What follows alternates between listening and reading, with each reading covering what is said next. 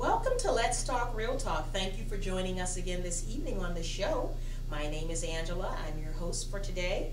And we have an exciting guest on our show that's going to share some very important information to us about his missionary journey.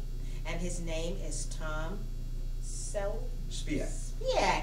I'm trying to get it. Thank you, Tom, for joining us on our show it's for a pleasure. today. Thanks for having me. We're excited about what you have to share about your mission trip, because it's very important that us as believers know about mission trips and know how we can help and know how we can be of assistance to those that go out in the mission field, where there's some that are not called to go in the mission field. And so I appreciate you for spending time with us today and taking You're time very out welcome. of your schedule to come out and join us today.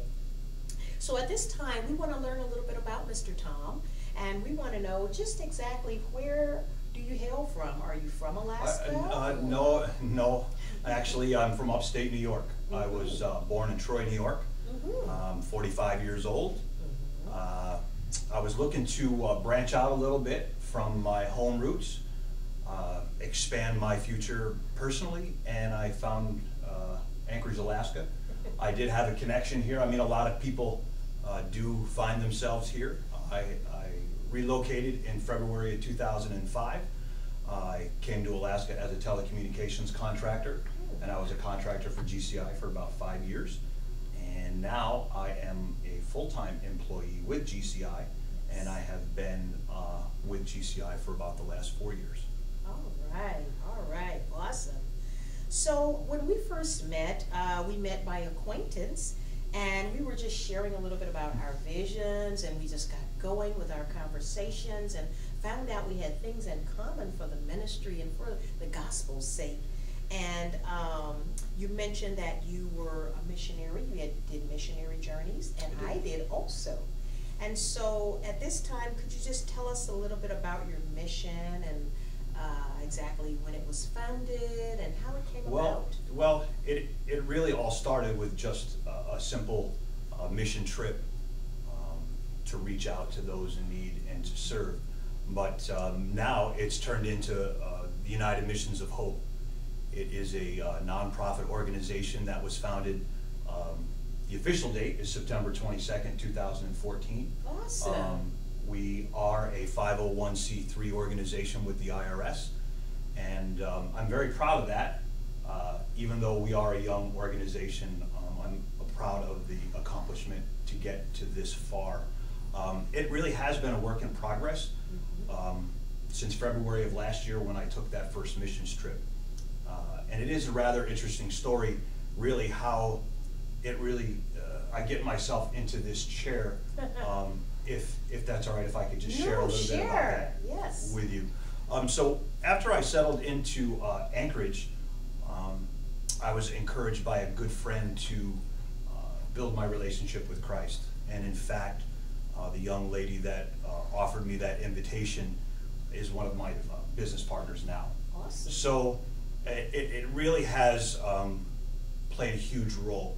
I attend Awaken Church here in Anchorage, and Pastor Levi Smith and Pastor Levi Thomas have really inspired me to be a better person, to reach out. Their lesson really gets me engaged. They really have a good way of involving my mind and my spirit and all of that. And it comes out in every lesson that they offer, and I really cannot thank them enough as to what they've provided for me. That motivated me to act on an initial dream that I had at one time, and that was to sponsor a child. And what a great feeling to help a child who desperately needs it. We're all familiar with the commercials that we see on the TV, and it's just nice to take part in that. So I sponsored a child with an organization here in Anchorage. Proyecto Fe is the name of the organization. They run a child sponsorship program, and this young boy in the middle is the first child that I sponsored. His name is Eric Eduardo Navichuk Rodriguez. When I sponsored him, he was 15 years old, and that sponsorship started in December of 2012. Yeah. So relatively like I explained before, everything is new. I joined a mission team through Proyecto Fe to go and visit Eric in his town of San Pedro La Laguna in Guatemala, and very excited to serve at his school. The name of his school was Colegio Betel. And then as I was preparing for that trip, June of 2013, I received a life-changing phone call. And no one ever expects this, and I just can't explain it. But the phone call was that Eric had passed away. Oh, I'm so sorry. Oh, thank you. It's heartbreaking, and it gave a whole new meaning to this mission trip. As you can imagine, the emotions that come along with the loss of a child, I just can't imagine how his parents felt, what the school, his classmates went through, the community, and me personally as a sponsor, we're all affected greatly. In fact, I think it affected the entire mission team. But it just is an awful thing to go through, and it's heartbreaking.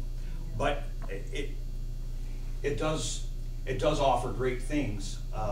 If I can say that, it probably sounds awful, but anyways, I'd like to thank my incredible team that I went with for the support that I got, and personally, and the support that they showed for Eric and his family.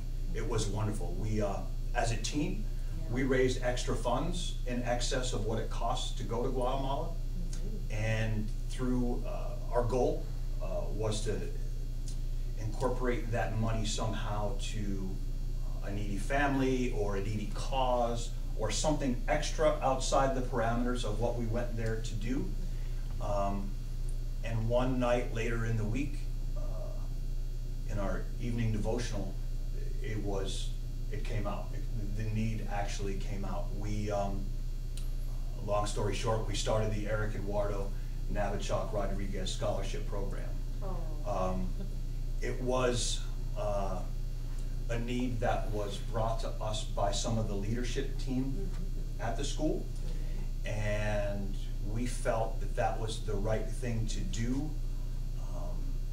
We have got the family's blessings on honoring Eric's name with this program, and we look forward to implementing it in the school. And also, another great thing that came about with that trip was the other two children in the picture are Eric's brother and sister, to whom now I have the pride to say that I help sponsor those kids too. Amen. So it really has been a great relationship building thing with not only the kids, but the kids' parents.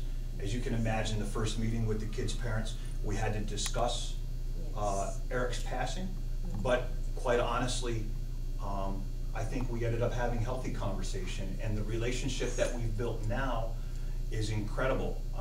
I had no idea when I signed up to go on that trip that we would get to this level, but I truly feel that it's what I've been called to do. So, Amen. So what do you feel the problems are that contribute to what's existing with the education and all of that?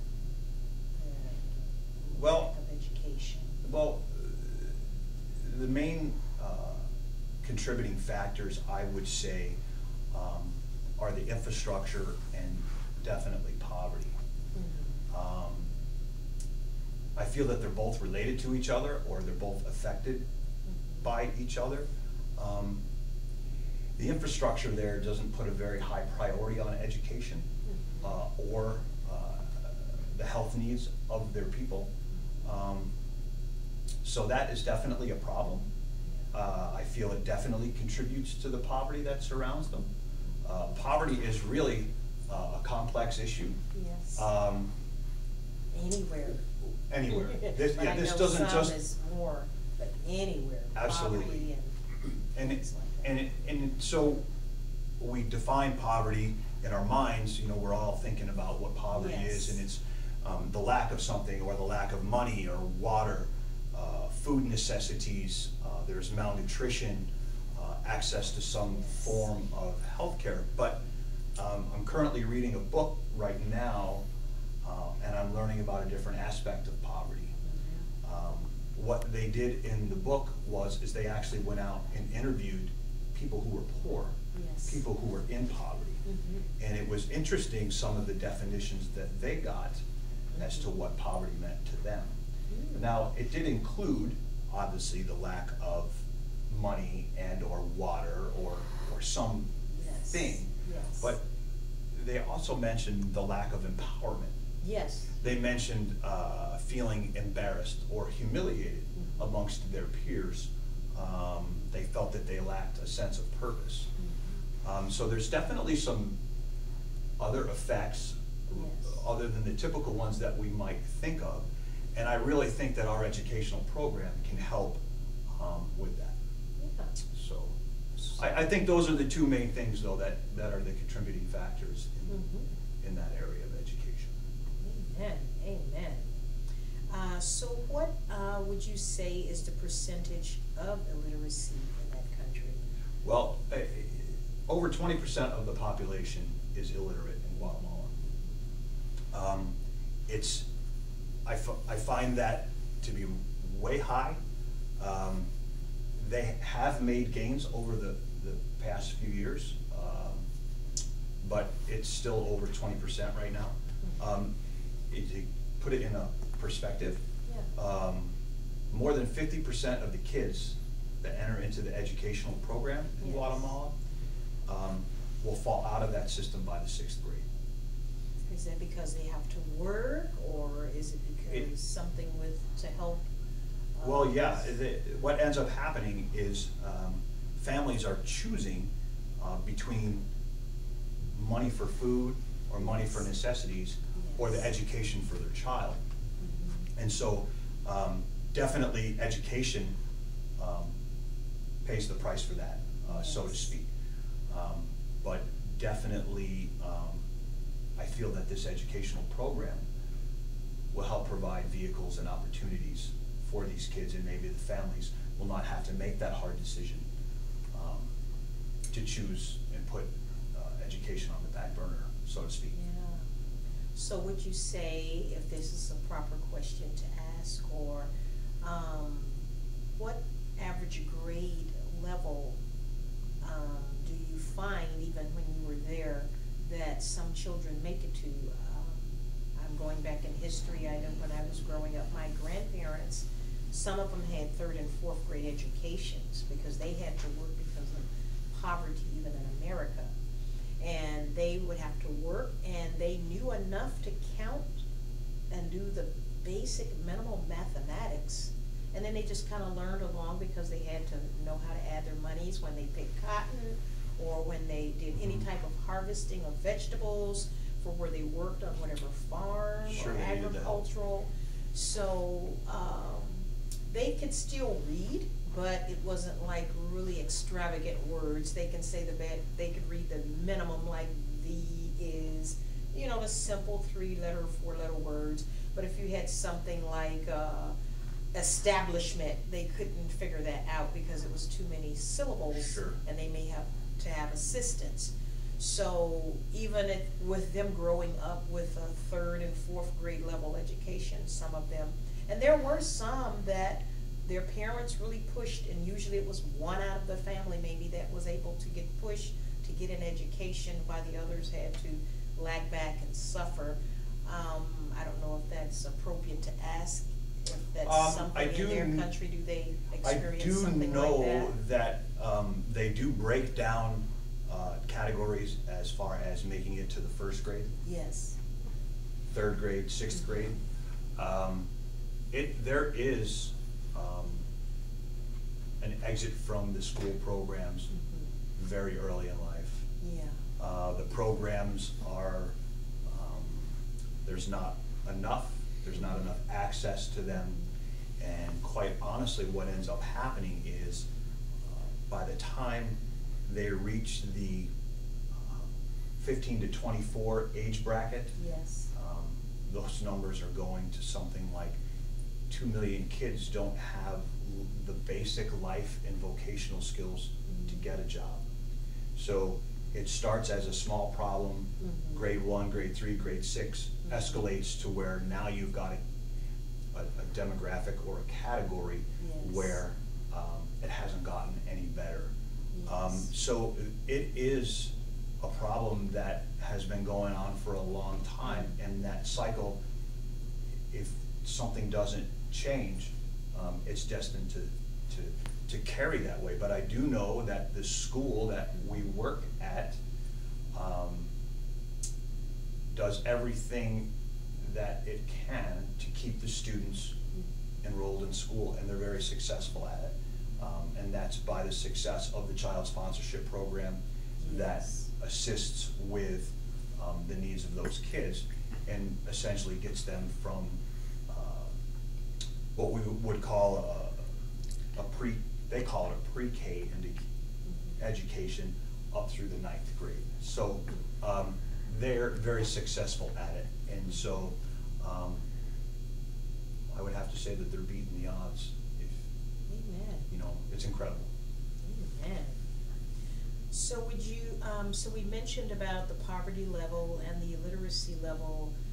Can you say that maybe the community and the infrastructure may be somewhat broken in some form, or there's some way without being too... Well, I can definitely say that the community is, I don't think the community is broken.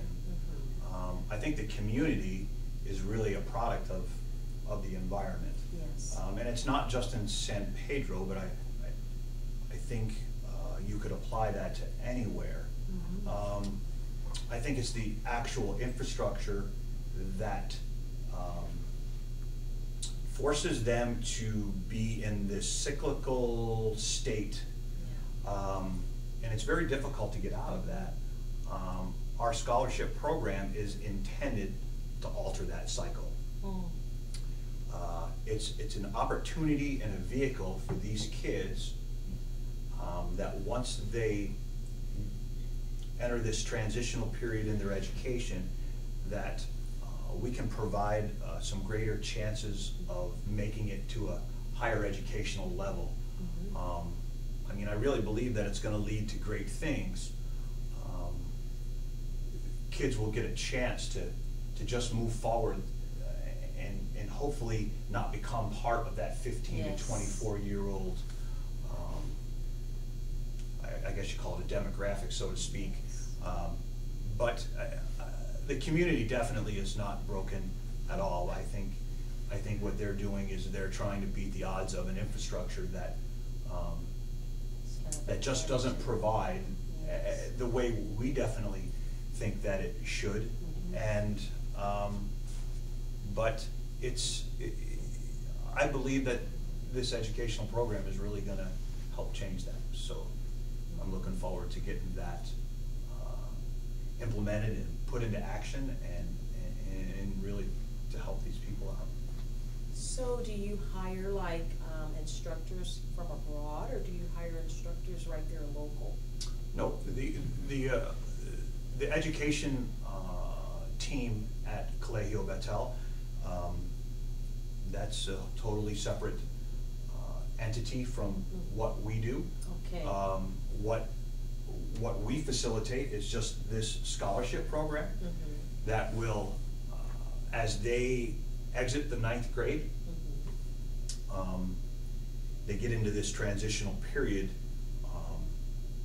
to where the way things are set up, they don't always attend the same school. So they'll graduate from the 9th grade and possibly move on to another school. Now that other school may not even be in the town that they live in.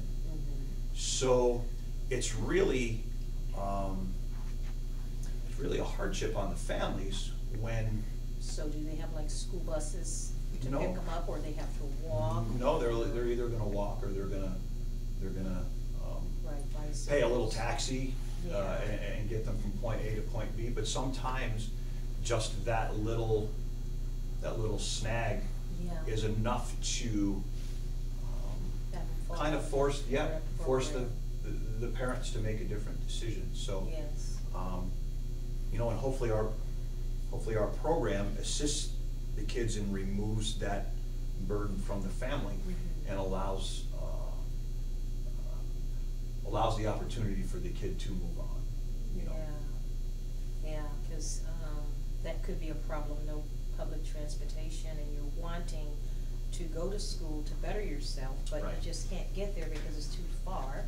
And of course, I'm quite sure they have chores just like any other children across this United States or America or anywhere in any foreign country. You have chores when you come home, and if opposed to walking and opposed to riding a bus right. to get home sooner, that could be a challenge by the time they get home. They're so exhausted. It will be a challenge, and our program will assist with their educational needs, but we most definitely will take into consideration that well, maybe they don't want to pursue this because of an extra $10 on transportation costs. Well, we're going to facilitate that. You know, we're going to. This is a full investment in the child. We're learning. Yes. And we will continue to learn. Yes. But ultimately, as the needs change, we've got the ability to change with it. It's not being directed by a different entity. We are the entity that gets to make the rules and adjust the rules so that not only do we offer something good for the child, but it's what the child will benefit from. Yes. So I think it's advantageous to be able to operate that way. Amen. So I know in most poverty situations there's usually like malnutrition and health issues that play a big part in it. Could you share with us, I mean, if that's something that you want to kind of touch bases on? Sure. You know, malnutrition. Well, I know here in America when they have the programs, and if the kids can't afford to eat breakfast, or they say they don't think well, they don't think the same as if they had some cereal or some milk. Sure. And then you're hungry and you're trying to focus on what is 1 and 1 or 10 plus 2, and your stomach is growling because we even have programs here in America to assist those that need assistance. So in your case with the students there, do they get breakfast through the program, or? So the malnutrition and health issues, obviously they're related, but they're huge factors here. The fact that 54% of the population in the country lives in poverty, I mean, that's a huge impact also. I mean, ultimately, according to the World Food Program, Guatemala is the 4th highest rate of malnutrition, and is the highest malnutrition rate in their own demographic, which is considered Latin America and Caribbean. Children under 5, the malnutrition rate is 49%. It's a serious problem. It's definitely complex in and of itself. In the community of San Pedro, I don't have specific numbers for that actual community. Yes. Other than I do know that they struggle with cases of it. Yes. We kind of got a little bit of introduction to some of that when we did home visits there and prayed with needy families, and you start to really feel and understand and definitely bond with these people. But it definitely does exist. The school does a great part, plays a great part in offering nutritional snacks for the kids. Yes. But you know, it's still a community problem, but I just don't know how, to what extent, let's just say. But you also mentioned healthcare. Yes. It's definitely an issue for everybody. Of course, we have healthcare issues Yes, here in the United States, right? but I feel that it's all part of this cycle of money or lack of money, lack of food. And sometimes it's not always just a lack of food, but it's the lack of particular types of food that provide actual nutrients. Yes. So it's, like I said, it's definitely a complex problem, not an easy answer, but if we can alter that cycle of poverty with a good education, I have confidence that the people at Colegio Betel will continue to do their job, and the World Food Program and the World Bank will continue to do their problem, or continue to do their work to try to end this problem for sure. So yes. Okay. Also, where do you see, or where do you see in the area that there is any improvement in what you're striving to do in Guatemala? Well, I definitely see, absolutely, I definitely see that the area is improving. Now keep in mind that my exposure really revolves around San Pedro and this school. Yes. Colegio Betel and that community definitely are making improvements. What our team experienced when we went to Guatemala was actually pretty remarkable. The school itself, with the Christian education program that they provide, we got to witness the classes and the attention to the children. The leaders of the school and the pastor very involved. Not only for the kids, but it's amazing the support that they bring for the actual teachers. They get their own devotions and encouragement, and it's it is definitely a quality program. The child sponsorship program, like I mentioned, I feel is second to none.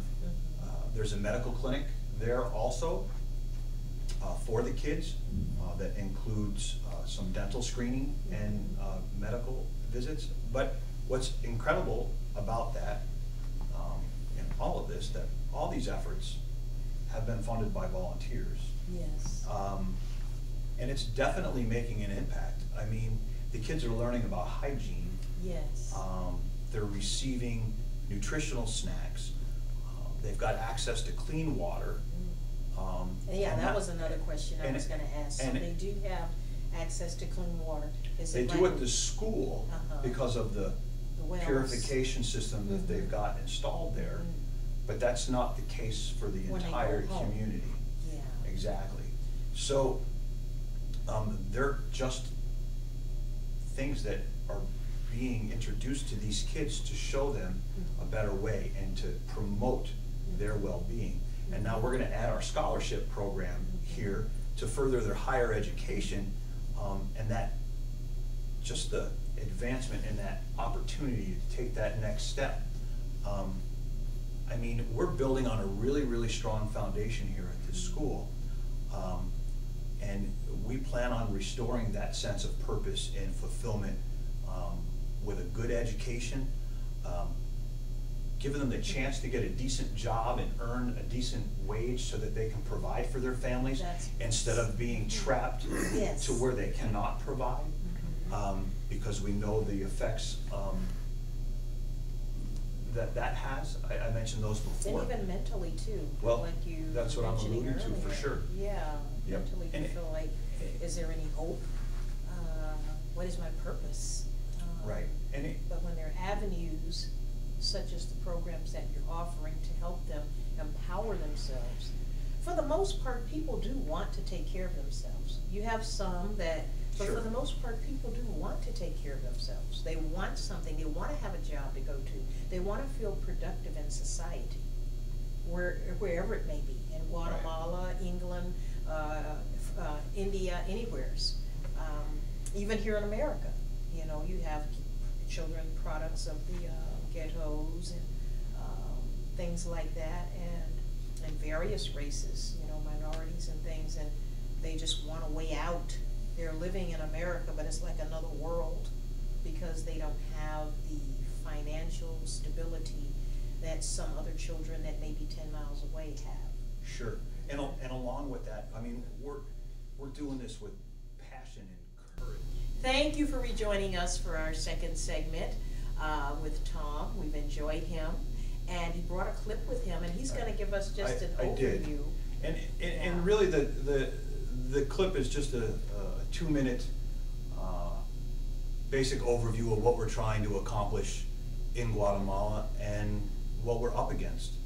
And it'll be self-explanatory when you watch it, but I'd like to share it with you, and then I have a few comments after we watch it. So if you want to roll the clip, that'd be great.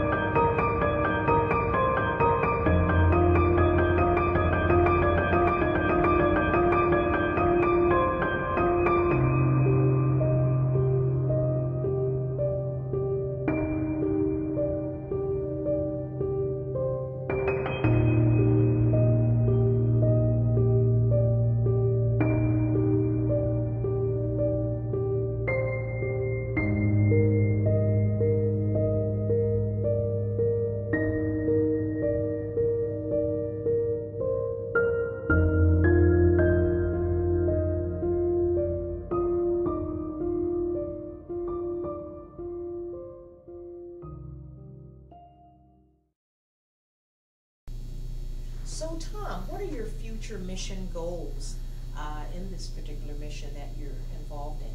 Well, we do have a lot of goals. How about I start with what I want to do now? Yes. And then maybe what our foresight would be for Yes. the future. Our main goal really is to help with the higher educational needs of these kids. Mainly the students at Colegio Betel in San Pedro is really our focus. It's a transitional period, like I explained, and it's such a sensitive area that I feel that we really need to devote our attention with this scholarship program. Like I said before, many students are changing schools, maybe changing towns, and all of that. So without getting too involved in the actual education system itself, because every time I start to figure out different levels of it, I'm learning something else. So it's really complex and very different from ours here. But I do know that statistics show that the majority of kids are not making it this far. And so to the ones that do graduate from the 9th grade, it's really important that we see them forward. I brought along a picture,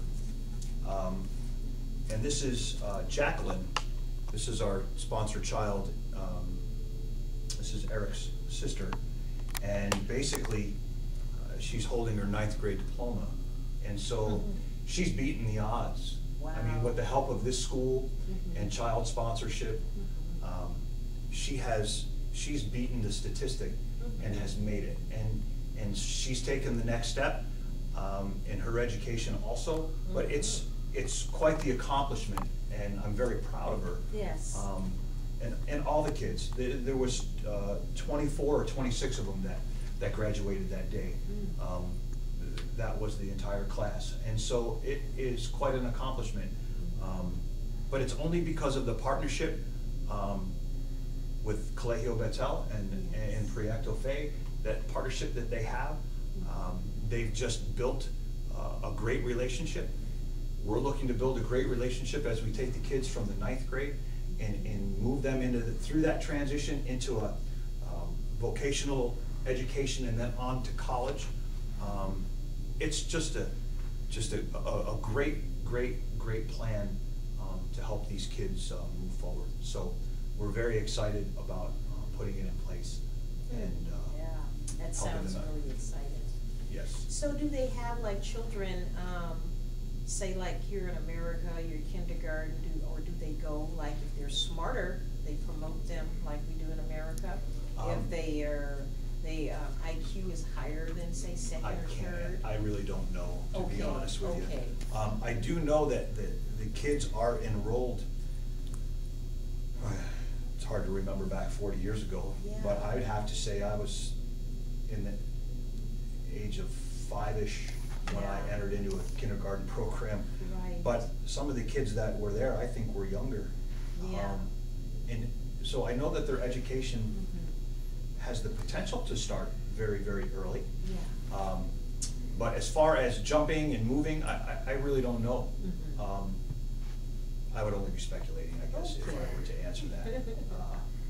But they do start them young, and I know that they're enrolled, and definitely at this school. Very different than the country statistics would show. So. Yeah. Okay. So do you help build any schools, your organization, or anything like that? No. I can't imagine what a daunting task it would be to try to organize the building of a school. Fulfilling and rewarding for sure. I can't imagine. I've heard stories about the school that we're having the conversation about, Colegio Betel. I can't quite remember the number, and it's either 400 people or 800, well 400 or 800. That's a lot. And I can't remember what number it is, but have all played a role in the building of this school, and all volunteers, and most of them from Anchorage, Alaska. So wow, really? Oh, absolutely. It's pretty incredible. That's nice to know. It's impressive in a very humbling way. Yeah. It's very amazing. So. Because I would have thought maybe the locals were helping you guys build, and it was more the locals. Don't get me wrong, they do. I mean, we definitely utilize people that are there, but the amount of teams and the original leaders that were putting this school together, there were a lot of hands involved. Pretty amazing. Wow. But I don't think that we'll be building any schools. But I don't want to cut myself short either. You know what I mean? Yeah. So. Because you never know, God may lead you into other areas. You never know. Partnering with other countries. Because we thought we were just going to be in this one little area in Africa, and then it started expanding. We deal with more so too, like the missions and things like that, and orphanages. Right. Yeah, and they still educate them too, and try to help feed and things like that. And so it kind of gets catchy, and your heart kind of breaks when you see things, or and then you go and see it firsthand. Your heart really it does. It has a huge effect on your heart. And you know, you mentioned I think you lumped the two questions together. Yeah. About the future goals. Yeah. Right? Right. And so I don't want to, like I said before, I don't really want to cut myself short. Yeah. But we're going to focus right now on this education program. Yes. But you see the lack of food and nutrition, Right. The lack of water, Yes. healthcare. Yes. I mean, those things that all get mixed together in this poverty cycle. Yeah. We definitely want to do more, but right now we just want to make sure we're successful at this portion. Yes. But I'm not going to close the door on what maybe the next step would be. Yes. So, Amen. great things are going to happen, I can tell you that. So now, do you have an idea of when you'll be returning back to We're actually going back, we're scheduled to go back February 5th. Wow, that's close. Yeah, just less than a month away. Yeah. Awesome. I'm very excited, and I know that the team that I'll be with is very, very excited.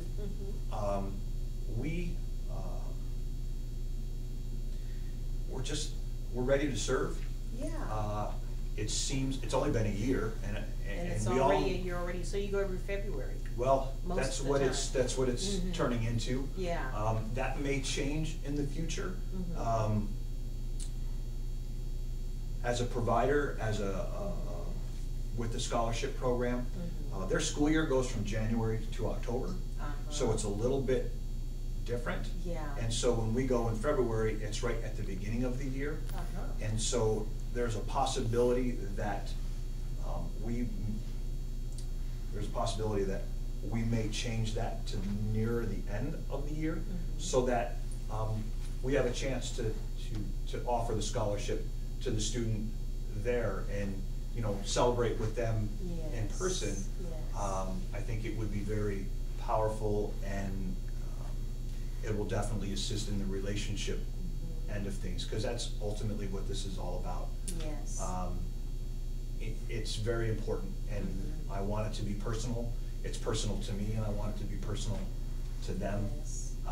I will take their best interests very personally. So we're going this February, and who knows, maybe we'll get down there for our first implementation of the scholarship, which we hope to choose our first student in 2016.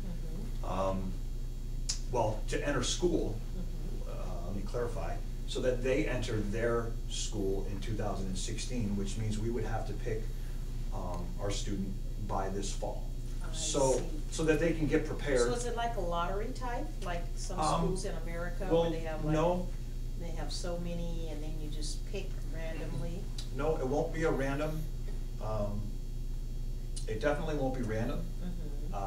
They will fill out an application, no different than if you were applying to the local colleges here in Anchorage. The details, the complete details are not quite finished on all of that. But there's some wiggle room for some extenuating circumstances with these kids, and we're looking forward to getting our first kid going. So it's definitely exciting. Amen. So since you started this program, what do you see personally in this mission, or what have you learned, and what would you like to take away with this, and even share with our viewing audience in this mission? Well, that's a great question, and I'll just start by saying I've learned a lot.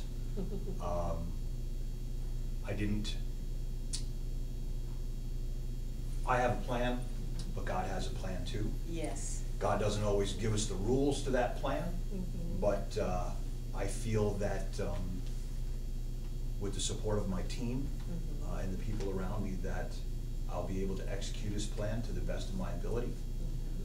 But I do have a lot to learn. I think we as a team have a lot to learn, but we also have a lot to offer.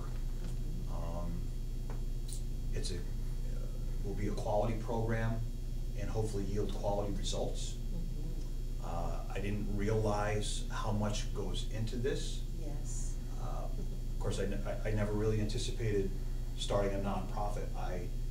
It started as a prayer devotional, and let's start a scholarship program. Yes. Well, here I am a year later, and being interviewed and talking about an organization. So, I mean, it's amazing Yes. the steps that have happened, and I will continue to learn.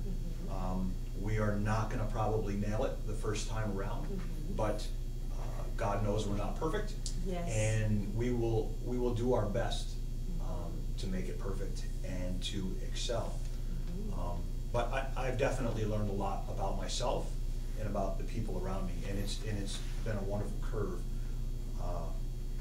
What I'd like people to take away from all of this, I hope it doesn't turn into a long-winded statement, but it feels like it's going to. But I started putting together another speech or another program, and basically it has to do with being extraordinary. And what I've learned through the help of Pastor Levi and both Pastor Levi's, they're both named Levi, basically was to learn about what it means to be an extraordinary Christian. It was a segment that we went through about 13 weeks long. And what I quickly realized was that message was meant for so many people, and the people that were going through my mind were not sitting in the congregation.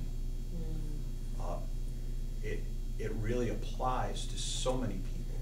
Yes. I think people are extraordinary. I think we all possess that within us. I think there's three things that we all have. I think there's three qualities we all have, and we walk around with them every day. We just need them to be exposed. We need to have the motivation to have them exposed. And I think we all have passions, and we all have courage, and we all have faith. Yes. There's so many different people and so many different walks of life in this world that we all can't have the same passion. You know, my passion is education. My passion is to help these kids. Yes. But there's people out there that their passion is the homeless. Yes. Their passion is food. Their passion is pets, veterans, autism, Yes. cancer. I mean, the list will go on forever. But those passions are good. Yes. Those passions are good for everybody. Yes. The second thing is the courage. There's a level of courage within everybody. And that courage is going to ignite and fuel and drive those passions to good work. The tricky thing with courage is that courage can do two things. It can help that passion be the greatest thing ever, or it can stall it in its very tracks. I mean, can you imagine the doctor or the research person who was developing a vaccine to cure smallpox or malaria or polio? What if he decided that he just couldn't take rejection any longer? He couldn't go before the medical board and give them the vaccine that he improvised to try to make it pass the test. Thousands of people would have died. Yeah. But he had the courage to go on and take that next step. You know, is everybody going to create a new vaccine? No. Yeah. But everybody can do their own level of courage in regards to that passion. I mean, it's not just money. I mean, sure, people need money to function, but people need social media. People need the doers, brainstormers, build a website. Just encourage the people around them. Right. You know, volunteer. Right. We need all kinds of things. It's courage is a pretty powerful thing. And then the third one that we all need to have is some faith. Yes. We have to have faith in God, and we have to have faith in ourselves. We have to have faith that we know we're doing the right thing. We know that we're glorifying God and we're not being self-serving with any of this. Yes. Faith in knowing that that passion that they hold inside is going to make a difference. We're going to go out there and we're going to make a difference. and have the courage to do it. But I believe everybody has that within them, and we can make great changes. We can make great changes with the education in Guatemala, and I know that someday everybody's going to have clean water. Yes. When we get there, I don't know how long that will take, but as long as we continue to operate with passion and courage and faith, amen, I don't think there's anything that we can't do. Amen. Well, we've enjoyed our guest today, Mr. Tom, and this won't be the last of him, because when he comes back from his mission trip, we want to hear about it. I would love, and we would love to have him on the show again to give us an update. Well, I would appreciate the opportunity, and would love to sit down with you again for another segment and share about that trip. That would be great. Thank you so much. Yes. I appreciate the opportunity and the time that we spent, and for allowing me to talk to you and your audience, and I look forward to doing it again. Okay. Well, you'll have a little bit of information at the end on our credits, on information on how to contact him. And we want to thank you for joining us on Let's Talk Real Talk once again on our missionary journeys. Thank you.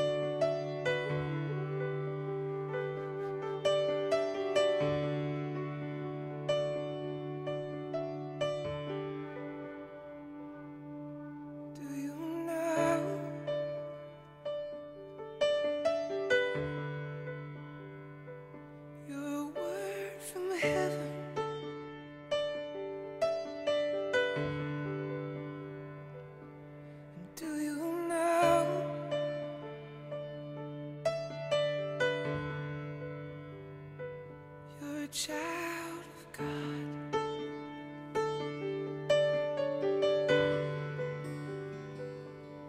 do you know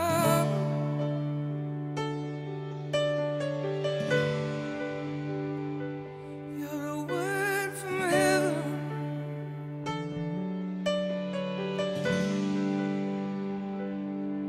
Do you know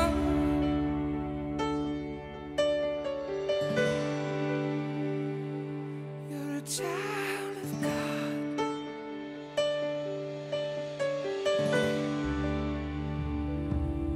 Do you know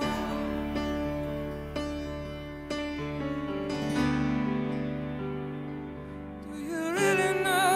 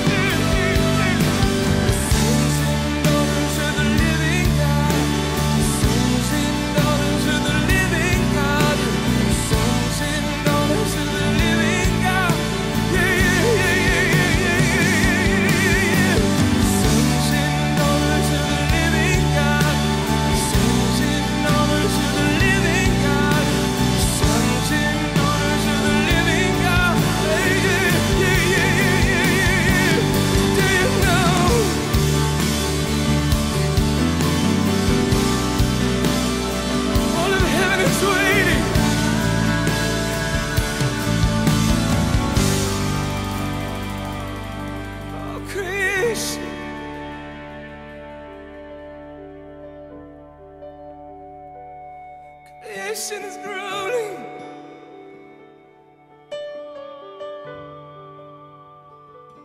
Crying out.